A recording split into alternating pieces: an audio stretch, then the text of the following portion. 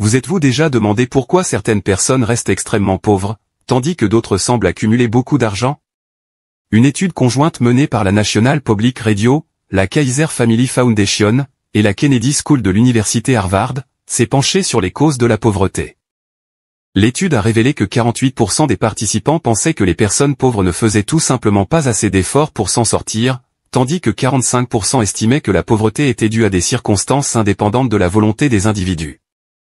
Il est intéressant de noter que même parmi les riches, environ 50% pensaient que les personnes pauvres devraient prendre davantage d'initiatives pour changer leur situation financière, et, de manière surprenante, environ 39% des répondants pauvres partageaient cet avis. Malgré ces conclusions, les difficultés financières restent une réalité pour de nombreux Américains aujourd'hui. Les gens sont accablés par l'augmentation du coût de la vie, des frais médicaux, des impôts, et des frais universitaires, ce qui leur donne le sentiment que la pauvreté est inévitable. Certaines personnes restent prisonnières de la pauvreté en raison de mauvaises décisions financières répétées, tandis que d'autres sont confrontés à des désavantages systémiques, et ont moins de chances que les riches. La bonne nouvelle, c'est qu'il existe des stratégies spécifiques que tout le monde peut appliquer pour se constituer progressivement un patrimoine.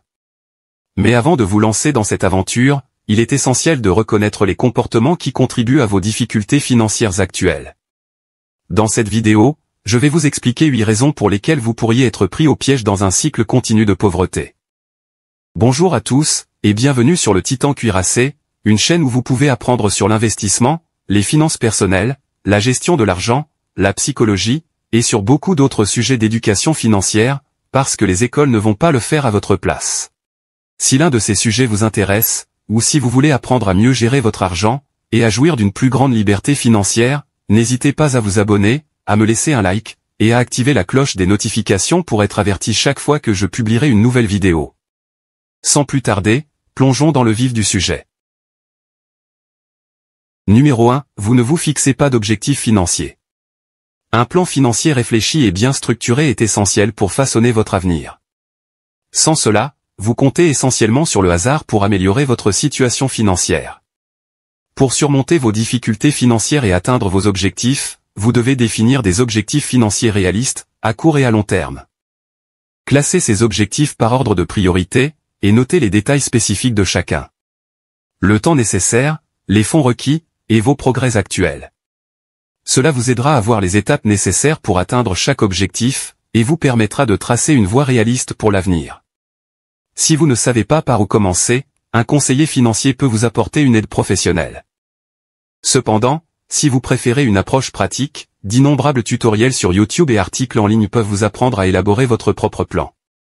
N'oubliez jamais qu'une mauvaise planification est l'une des principales raisons pour lesquelles les gens restent pauvres. Prenez le contrôle de vos finances dès maintenant en élaborant un plan structuré.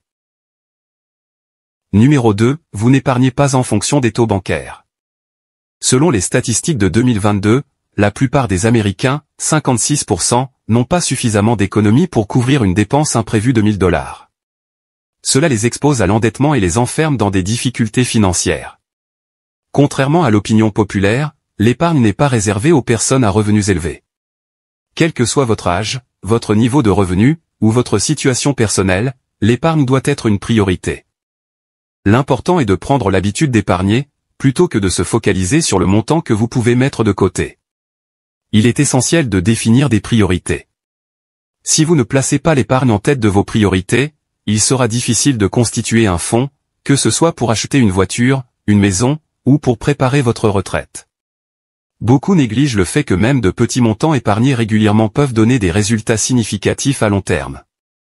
Les contributions, même modestes, prélevées sur chaque salaire, augmenteront avec le temps. Prendre l'habitude d'épargner demande de la constance et du temps, mais cela devient plus facile avec le temps. Automatiser l'épargne à chaque jour de paie améliore vos chances de vous y tenir. Et n'oubliez pas, commencer tôt augmente considérablement vos chances d'atteindre la sécurité financière à long terme. Numéro 3, vous ne gérez pas votre argent avec un budget. Un budget est la base essentielle de votre vie financière. Sans lui, vous risquez beaucoup plus de rester dans une situation financière instable. Les personnes qui ne suivent pas de budget n'ont souvent aucune idée précise de la façon dont leur argent est dépensé chaque mois, ce qui est une approche dangereuse et non viable. Un budget adéquat révèle vos habitudes de dépenses, et vous montre où des ajustements peuvent être apportés. Il vous permet de réaffecter vos fonds de manière judicieuse, de suivre vos objectifs, et de prévoir des délais réalistes pour les atteindre. Si vous évitez constamment d'assumer la responsabilité de vos dépenses inconsidérées et refusez d'établir un budget parce que cela vous rappelle vos erreurs financières passées, il vous sera difficile de progresser. Bien que l'établissement d'un budget puisse aider à prévenir l'endettement et à contrôler les dépenses, seule une minorité d'Américains tient activement un budget fonctionnel. Une société de gestion de prêts a rapporté que 73% des Américains ne suivent pas de budget régulier, et 1 sur 10 a admis n'en avoir jamais établi. Dans une autre enquête, 65% des personnes interrogées ont avoué ne pas avoir la moindre idée du montant qu'elles avaient dépensé au cours du mois précédent. Pour établir un budget efficace, vous devez commencer par suivre vos dépenses. Cette habitude vous permet de mieux comprendre comment vous gérez votre argent, et d'élaborer des plans financiers plus judicieux pour l'avenir. Soyez rigoureux. Notez toutes vos dépenses, même celles qui vous semblent insignifiantes. Numéro 4, vous dépensez systématiquement plus que vous ne gagnez. Le conseil de vivre selon ses moyens est souvent répété comme une stratégie intelligente pour éviter le stress lié à l'argent. Mais appliquer cette sagesse dans la vie quotidienne est beaucoup plus difficile qu'il n'y paraît. Vous êtes-vous déjà surpris à compter les jours jusqu'à la paie, non pas parce que vous avez fait un investissement judicieux, mais parce que vous êtes presque à court d'argent à la moitié du mois? Si cette situation vous semble familière, c'est un signe évident que vous dépensez trop par rapport à vos moyens financiers. Le monde numérique hyperconnecté d'aujourd'hui rend tout accessible instantanément, grâce à Internet. Il n'a jamais été aussi facile de faire ses achats depuis son canapé, et les réseaux sociaux ne font qu'ajouter de l'huile sur le feu. Selon une récente enquête, 57% des personnes de la génération Y ont admis avoir fait des achats spontanés après avoir vu des produits sur les réseaux sociaux. Cela montre clairement à quel point les réseaux sociaux influencent notre comportement d'achat. Aujourd'hui plus que jamais, il est facile d'être tenté par les modes de vie raffinés présentés en ligne. Lorsque vous voyez d'autres personnes exhiber des voitures de luxe, les derniers iPhones, ou des vacances exotiques, il est tout à fait naturel d'avoir envie de vivre vous-même ces expériences. En conséquence, vous pourriez finir par épuiser vos fonds limités ou emprunter de l'argent juste pour essayer de vous aligner sur ces modes de vie. Ce schéma vous entraîne finalement dans l'endettement, car vous poursuivez un mode de vie que vous ne pouvez pas vous permettre de maintenir. Si cela ressemble à votre réalité actuelle, il est temps de repenser votre approche des dépenses. Supprimez toutes les dépenses non essentielles et concentrez-vous plutôt sur l'épargne. Numéro 5, vous n'avez pas constitué de fonds d'urgence. Avant de penser à épargner pour la retraite ou à rembourser vos dettes, il est essentiel de commencer par créer un fonds d'urgence.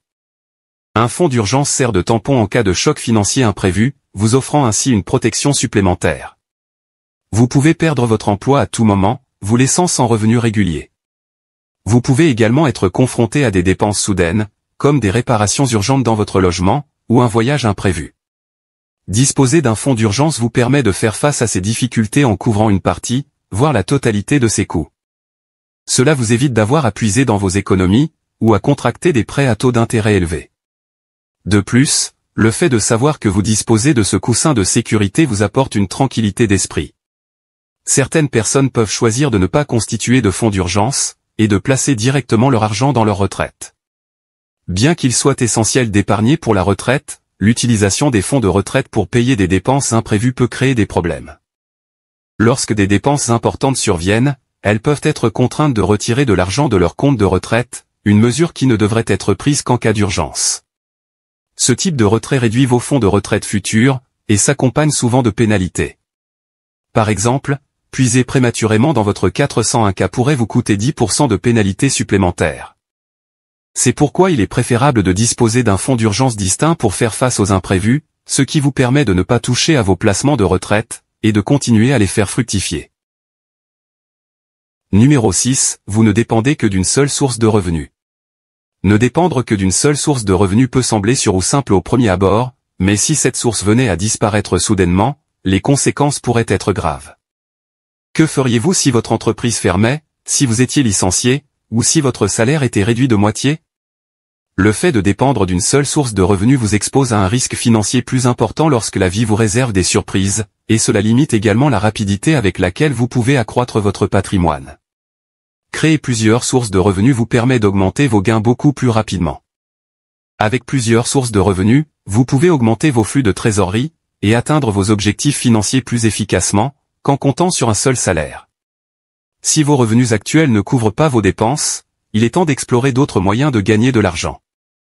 Vous pouvez essayer des activités complémentaires comme créer un blog ou un vlog, investir dans des actions ou dans l'immobilier, ou travailler en freelance en proposant vos compétences sur des sites web comme Upwork ou Fiverr. Numéro 7. Vous dépensez trop pour votre logement. L'une des principales raisons pour lesquelles les gens sont souvent confrontés à des difficultés financières persistantes est qu'ils dépensent trop pour leur logement. Si une grande partie de votre salaire est directement consacrée aux frais de logement, cela aura forcément un impact négatif sur vos finances. Une règle communément admise consiste à maintenir les dépenses de logement en dessous de 30% de vos revenus. Ce pourcentage est considéré comme optimal pour maintenir une stabilité financière tout en s'adaptant aux variations de revenus personnels et aux situations de vie particulières. Si vous avez du mal à joindre les deux bouts chaque mois en raison de frais de logement élevés, il est temps d'envisager d'autres options. Vous pourriez envisager de déménager dans un logement plus petit et plus abordable, ou rechercher des quartiers où les loyers sont moins élevés. Une autre stratégie efficace consiste à prendre un colocataire, ce qui peut considérablement alléger la charge financière liée à un loyer ou à des remboursements hypothécaires élevés. Numéro 8. Vous attendez que quelqu'un d'autre vienne vous sauver. Construire un réseau solide peut certainement vous aider à ouvrir de nouvelles possibilités. Mais si vous pensez que votre réussite dépend uniquement de l'aide de quelqu'un d'autre, vous vous condamnez à rester pauvre. Certaines personnes pensent qu'elles doivent rencontrer quelqu'un de plus brillant ou de plus intelligent qu'elles pour changer leur vie. Elles espèrent peut-être qu'un parent ou un vieil ami viendra leur révéler le secret pour devenir riche. Compter sur quelqu'un d'autre pour résoudre votre situation financière ne fera que vous maintenir dans l'impasse. Il est important d'abandonner ce genre de pensée et de comprendre qu'il n'est pas réaliste d'attendre que quelqu'un, ou un événement magique, vienne changer votre vie. Au contraire, vous devez sortir de votre zone de confort, travailler dur, et prendre des risques calculés lorsque cela est nécessaire. Choisir de surmonter son inconfort et d'investir du temps dans l'apprentissage de nouvelles compétences est bien plus précieux que d'espérer trouver un raccourci vers le succès. Voilà pour la vidéo d'aujourd'hui. J'espère que vous l'avez appréciée et qu'elle vous a apporté quelque chose. Si c'est le cas, n'hésitez pas à vous abonner, à me laisser un like, et à activer la cloche des notifications pour être averti chaque fois que je publierai une nouvelle vidéo, car j'en ai beaucoup d'autres de ce genre à venir prochainement, ainsi que des résumés de livres, et d'autres choses amusantes. Merci d'avoir regardé, et passez une bonne journée.